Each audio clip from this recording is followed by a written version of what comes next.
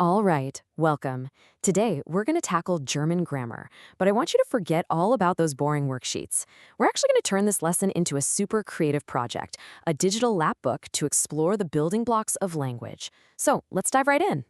I mean, seriously, just think about it for a second. Language is something we use all the time, right?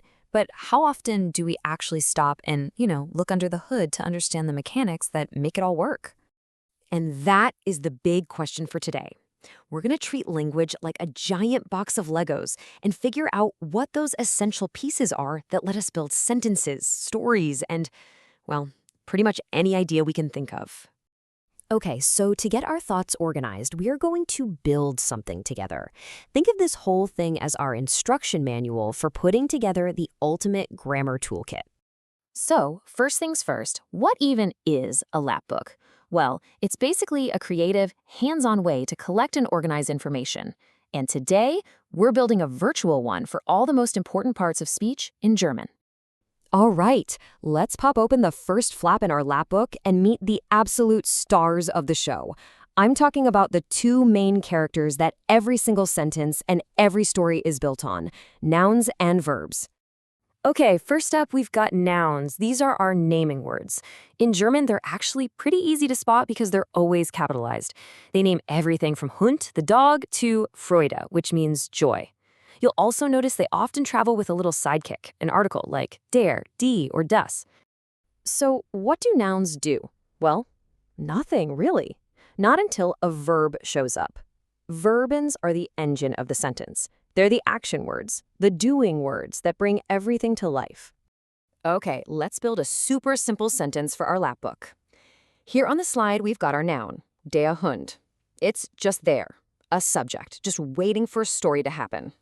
And now, watch what happens. We add the verb, belt, and just like that, bam, we have a complete thought, an action, a tiny little story. See, that's the fundamental partnership right there. You need a noun and a verb to create meaning. Okay, so our sentences work, but they're a little black and white, Let's move on to the next flap in our lap book and see how we can add some descriptive detail, a little bit of color. This is where adjectives come into play. These are the describing words. If you want to know what kind of dog it is or how it's barking, you need an adjective. And the super simple question to find them is just why or how. And this right here just perfectly shows their power. Take a look at the comparison. Der Tiger brüllt, the tiger roars, is fine, it works. But der große Tiger brüllt laut, the big tiger roars loudly. Wow, that paints a much more vivid picture in your head, doesn't it? That's the magic of adjectives. And what's really cool is that most adjectives can be intensified. You can go from groß, big, to größer, bigger, all the way to am größten, the biggest. This is how we compare things in the world around us. All right, so we've got our main characters and we've got our descriptions. Now we need the behind-the-scenes crew, the folks who make sure everything runs smoothly. Let's add these helpers to our lap book. So we're going to lump these two helpers together. On one side, we have pronouns. Think of them like stand-ins that step in for nouns so our language doesn't sound super repetitive. And on the other side, we have conjunctions. These are the glue that connects our words and ideas into more complex thoughts. Check out how this works. The original sentence is, Linus legt die Hefte auf den Tisch. Linus puts the notebooks on the table. Instead of repeating Linus and the Hefte, we just swap in the pronouns er, he, and sie, them. And the sentence gets way more streamlined. Legt sie auf den Tisch.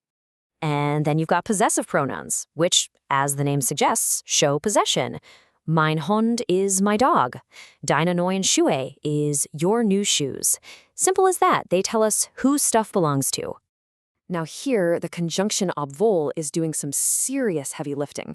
The whole sentence means, I arrived late, although I hurried. See how it connects those two ideas and creates a relationship of contrast? This is how we start building really sophisticated sentences.